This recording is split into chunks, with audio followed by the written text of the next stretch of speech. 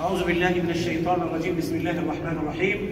كما سجلنا معكم لقاء في الفيديو الأولاني في بداية المقرأة العظيمة، أيضا نسجل دعاء في نهاية المقرأة التي تمت في اليوم الأحد الموافق 22/12/2024 في مسجد دار الحق محلية 12 لمدينة العبور، وبحضور السيد مندوب وزارة الأوقاف أستاذ محمد رمضان وجميع السادة العاملين. نسأل الله سبحانه وتعالى أن يتم علينا نعمة عمارة المسجد على خير.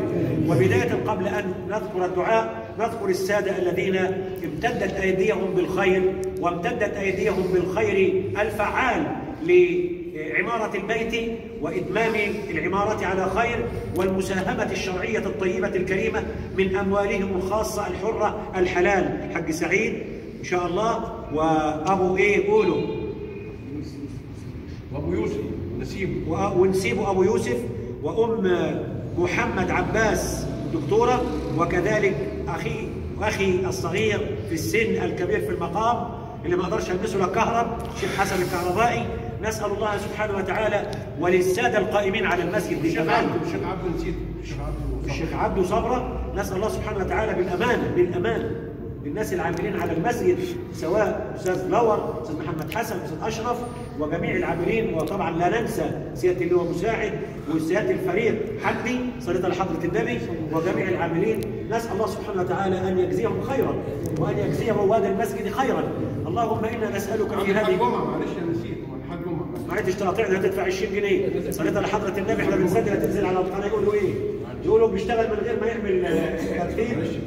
صليت لحضرة النبي.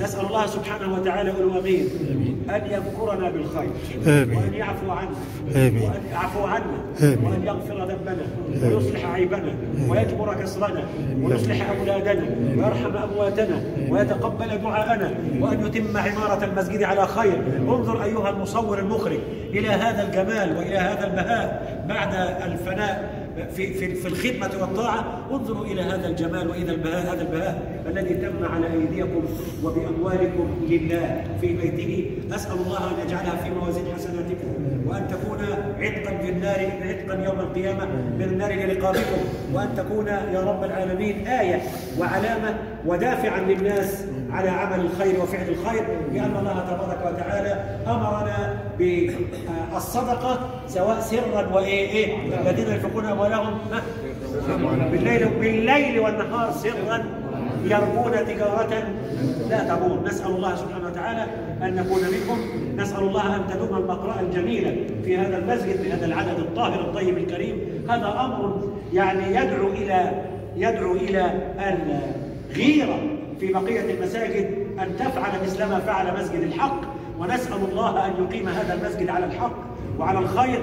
اللهم إنا نسألك أن تحفظنا من شيطان الإنس قبل شيطان الجان، واجعل كيد من كادنا في نحره، ومكر من مكر بنا عائدا عليه، وحفرة من حفر لنا واقعا فيها. اللهم اكفنا شر الأسواء ولا تجعلنا محلا للبلوى. أحبكم في الله، والسلام عليكم ورحمة الله تعالى وبركاته.